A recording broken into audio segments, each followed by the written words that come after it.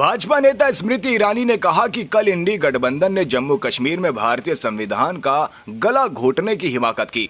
कल इंडी गठबंधन ने जो प्रस्ताव पारित किया है उसके तहत वे जम्मू कश्मीर में भारत के संविधान के खिलाफ एक नई जंग लड़ते दिख रहे हैं। आज मैं इंडी गठबंधन के नेताओं से पूछना चाहती हूं कि संसद और भारत के सर्वोच्च न्यायालय के फैसले जो सबको स्वीकार्य हैं, उसका अपमान और अवहेलना करने का अधिकार कांग्रेस और एनसी को किसने दिया। मैं उनसे पूछना चाहती हूं कि जम्मू कश्मीर में अनुच्छेद 370 हटने के बाद आदिवासी समाज को जो अधिकार मिले हैं, क्या उसके खिलाफ कांग्रेस एनसी सरकार खड़ी होगी। दलितों और पिछड़े समाज को जो अधिकार मिले हैं, क्या उसके खिलाफ कांग्रेस एनसी सरकार खड़ी होगी। कल का प्रस्ताव उग्रवाद और आतंकवाद के समर्थन में कांग्रेस और इंडी गठबंधन के नेताओं के रणनीतिक समर्थन को दर्शाता है। लोकतांत्रिक तरीकों से चुनी गई सरकार विकास के मुद्दों पर काम करने की बजाय भारत को जोड़ने की बजाय तोड़ने का सबूत दे रही है। धान का गला घोटने का दुस्साहस इंडी अलायंस ने जम्मू कश्मीर में किया। जम्मू कश्मीर के वो दृश्य जिसमें भारत के संविधान की धज्जियां उड़ाते हुए आदिवासी अधिकारों, दलितों के अधिकारों और महिलाओं के अधिकारों का हनन करने का दुस्साहस कांग्रेस लेड इंडी अलायंस ने जो किया, एक जागृत भारत उस दुस्साहस को बर्दाश्त नहीं करेगा। जिस रेजोल्यूशन को इंडी अलायंस ने कल पारित किया, उसके अंतर्गत वो जम्मू कश्मीर में भारत के संविधान के खिलाफ एक नई जंग लड़ते हुए दिखाई देते हैं।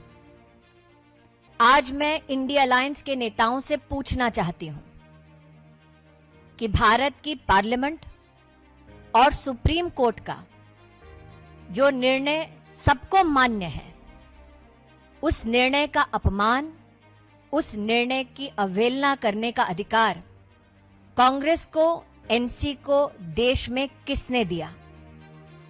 आज मैं कांग्रेस, एनसी और इंडी अलायंस के सभी नेताओं से पूछना चाहती हूं, धारा 370 हटने के बाद जम्मू कश्मीर में आदिवासी समाज को जो अधिकार मिले, क्या कांग्रेस और इंडी अलायंस आदिवासी समाज के उन अधिकारों के खिलाफ खड़े रहेंगे।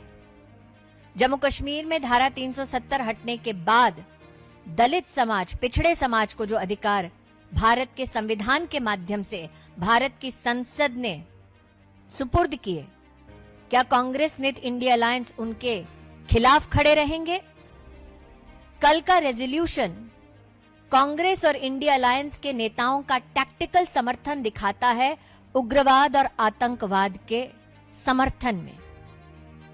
ये भारत में हर नागरिक को ज्ञात है कि धारा 370 हटने के बाद नागरिकों की मृत्यु में 80% की गिरावट हुई। ये हर हिंदुस्तानी को ज्ञात है कि धारा 370 हटने के बाद जम्मू कश्मीर में आतंकी घटनाओं में 70% की कमी हुई।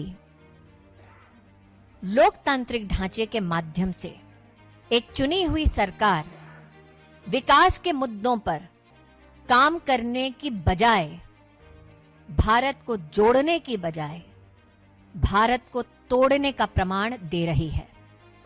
मैं इंडी अलायंस के सभी नेताओं को, देश के नागरिकों और भारतीय जनता पार्टी के कार्यकर्ताओं के माध्यम से आश्वस्त करना चाहती हूं कि संसद द्वारा पारित धारा 370 पुनर्स्थापित नहीं होगा और जम्मू कश्मीर को भारत से बांटने का उनका ये प्रयास कामयाब नहीं होगा।